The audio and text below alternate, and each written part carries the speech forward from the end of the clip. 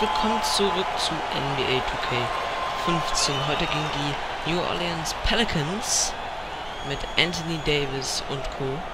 Anthony Davis, ja, letztes Jahr sehr gereift, meiner Meinung nach. Nachdem er 2013 als erster gepickt wurde, in der ersten Saison nicht so überragend gespielt hat, immer noch gut, aber nicht überragend, kam in der zweiten Saison dann der Durchbruch und jetzt, denke ich mal, wird er sich noch weiter verbessern. So, springen wir in das Spielgeschehen. 21:21 schon in der Mitte des ersten Viertels. Also ganz schön viel gescored wurde hier, während ich auf der Bench war. Und ja, wir holen uns hier auch ganz einfache Punkte. Die Pelicans passen da nicht wirklich auf. Aber die scoren auch, wenn man hier nur Drew Holiday schon 6 Assists im ersten Viertel hat. Das ist eine Sache, die verstehe ich nicht. Warum verwirft er so einen einfachen Korbleger, also mein Charakter? Das ist immer nicht ganz für mich ersichtlich. Davis hier in etwa genauso. Vucevic holt da den Rebound und wir ziehen hier erstmal so ein bisschen in die Zone. Passen hier auf Vucevic, der im Rücken sich da anschleicht und das bringt uns unseren ersten Assist. Bis jetzt ist das Spiel relativ ausgeglichen, würde ich sagen. 27:25, ja, während ich auf dem Feld war, wurde nicht mehr ganz so viel gescored. So, jetzt eine der letzten Possessions hier im ersten Viertel. 17 Sekunden auf der Uhr, 15 auf der Shot Clock. Also in etwa sollten wir das hier relativ gut runterspielen können. Harkless probiert hier einen kleinen Pumpfake. Spielt dann hier zurück auf mich. Ich nehme den Wurf etwas früh. Aber er passt. Wie immer in den letzten Sekunden. Passt das eigentlich ganz gut. War aber, muss ich sagen, von der Wurfquote bisher nicht so toll. Wenn man irgendwie gerade sieht, 33%. Aber ausgeglichenes Spiel. Und wenn wir wieder in den zweiten Viertel reinkommen, sind die Pelicans schon leicht weggezogen. 8 Punkte weit. Drew Holiday kriegt hier den Layup nicht rein. Bei meiner Meinung nach auch ein Foul. Und Oladipo hier mit einem schönen Reverse Layup. Schöne Hangtime da von ihm. Gibt uns den zweiten Assist. Hier sieht man mal die Wurfquote von den Pelicans. Echt krass. 10 Punkte sind auch schon wieder vorne, die Herren. Also im zweiten Viertel haben wir bis jetzt noch gar nichts gescored. So gut wie nichts. 10 Punkte jetzt erst nach 10 Minuten. Und der nächste ist durch Vucevic. An den Freiwürfen sind wir bislang noch perfekt, aber auch deutlich weniger als die Pelicans. Jetzt meine ersten Freiwürfe. Drew Holiday float mit seinem Korblegerversuch. Wurfquote ist sogar noch weiter gesunken. Der erste Freiwurf fällt. Aber wirklich näher ranbringen tut uns das auch nicht, denn auch wenn ich jetzt beide hier perfekt treffe, sind wir immer noch 10 Punkte hinten. Und jetzt sogar am Ende des Viertels 15. Wieder die letzte Possession auf unserer Seite. Meine Wurfquote ist bei 2 von 8, also auch nicht wirklich toll. Gerade dieses Korblegerproblem, was viele Leute haben, habe ich auch. Und ich glaube, ich sollte mir abgewöhnen, viel in die Zone zu ziehen und meinen Jumpshot erstmal ein bisschen weiter aufzubauen, was aber auch ganz schön dauert. So. Fry nimmt hier den Dreier und trifft leider nicht. Damit gehen wir mit 15 Punkten Rückstand in die Pause.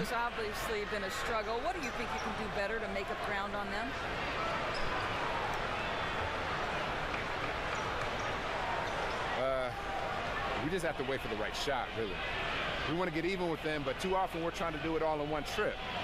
If we stay patient, keep waiting for that can't miss shot, we'll be all right. Thank you for your time. This one far from over, Kevin. Ja. Naja, 15 Punkte mit dem Team Rückstand, das holt mir nicht so leicht auf.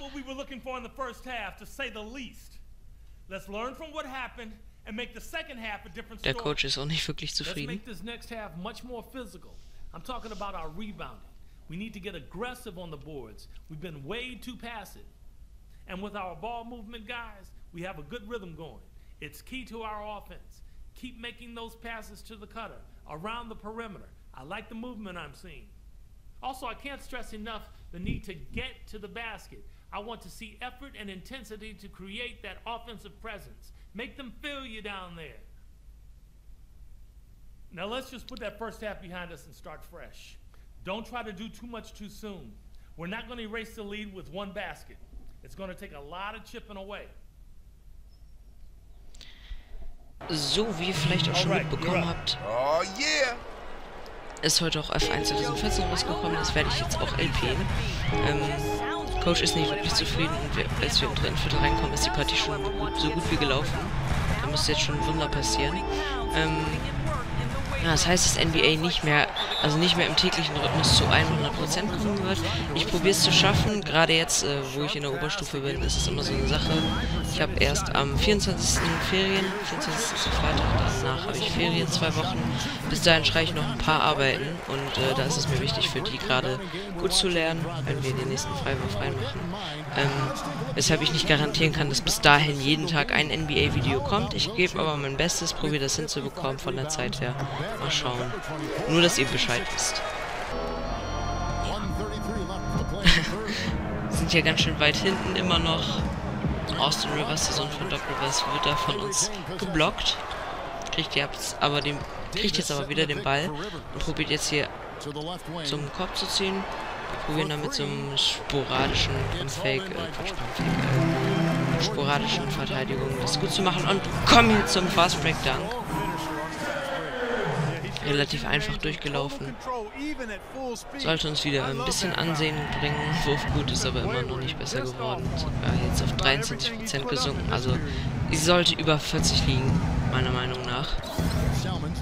Hier kommen wir fast zum Stil. Und blocken Austin Rivers. Ein zweites Mal. Der Kollege hat jetzt einen Albtraum von uns hoffentlich.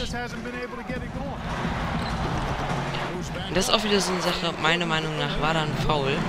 Gut, das wird Gordon war das, der da unterm Kopf stand. Gut, dass der da war. Ansonsten wären es wieder so unnötig verschenkte Punkte gewesen. So ist das öfters. Ich habe jetzt nicht viele Szenen reingeschnitten. Einer der ersten war ja so ähnlich. 4 Sekunden noch auf der Uhr. Mal gucken, was die Pelicans machen. Werden hier geblockt. Aber Salmons haut den Wurf rein. Glück und Unglück, erst geblockt und dann doch noch gemacht. 19 Punkte hinten. Das wird nichts mehr. Springen wir in den letzten 3,5 Minuten des Spiels, sind wir sogar 29 Punkte hinten. Meiner Meinung nach war auch das ein bisschen faulartig da von uns. Haben wir Glück gehabt. Also man merkt auch, die KI hat Probleme. Vielleicht nicht ganz so doll wie wir. Wenn der Wurf hier etwas glücklich reinfällt. Ja. Aber wir haben deutlich größere Probleme als die KI. Das ist jetzt zum Beispiel ein Glück der Versuch, 30 Punkte hinten. Also ein Spiel zum Vergessen, auch unser erstes Profispiel. Das ist mit richtigen Contract, mit richtigen Vertrag so. Und ja.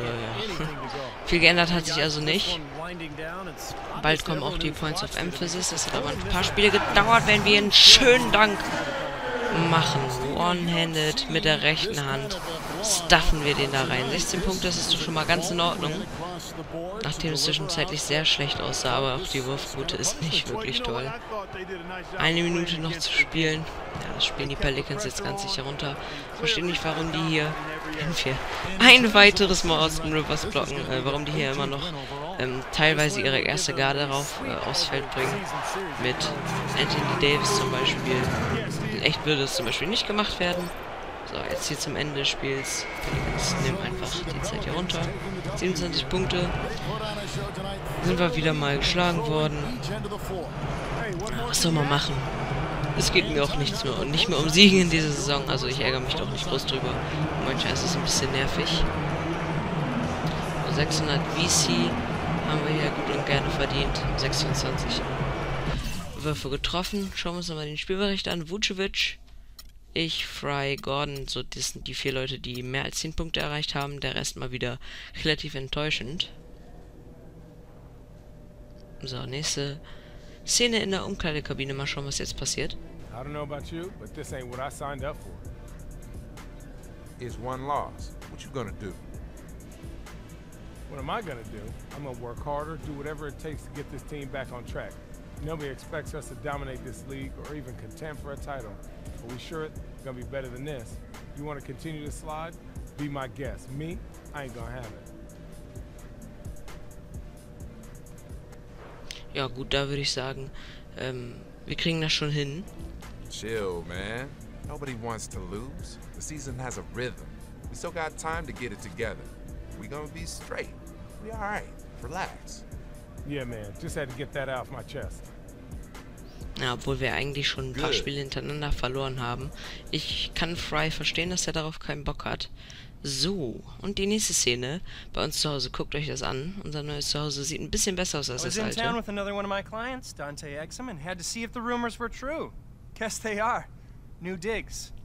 Look who's moving up in this world. I'm sure you already know Dante, the biggest player to come out of Australia since, well, since ever. He can run the point, move over to the two-guard, whatever anybody needs. He's about to take the league by storm. Yeah, we'll see about that. And this is the man I was telling you about, Dante. Destined to be the biggest undrafted success in the history of the league. Ballin', making money, going places. Maybe, but he's gonna have to go through me to get there. Boy, you acting like that's a challenge. Take it however you want. You see what I mean on the court. Fellas, let's keep it cordial. We're all in the same money-making family here. Ja, also es steht wohl eine Rivalität mit Dante Exum bevor. Wir kriegen die nächsten Plaketten. Und ja, damit kommen wir auch schon zum Ende des Parts. Habt eben meine Klamotten gesehen. Ich werde mir in diesem Part auch noch ein paar neue kaufen, denn so mit so einem dreckigen braunen T-Shirt brauche ich ja nicht wirklich rumrennen, wenn ich jetzt einen Vertrag in der NBA habe. Hier eine neue Plakette Pick-and-Roll Maestro. Das ist die erste, die uns auch im Spiel weiterhelfen wird. Wir kaufen uns hier die Adidas-Jacke von Orlando Magic und verbessern noch eine Sache bei den Fertigkeiten. Und zwar ist das der Pick-and-Roll Maestro, den wir auf Stufe 2 upgraden. Und damit war es das für heute. Bis zum nächsten Mal. Ciao!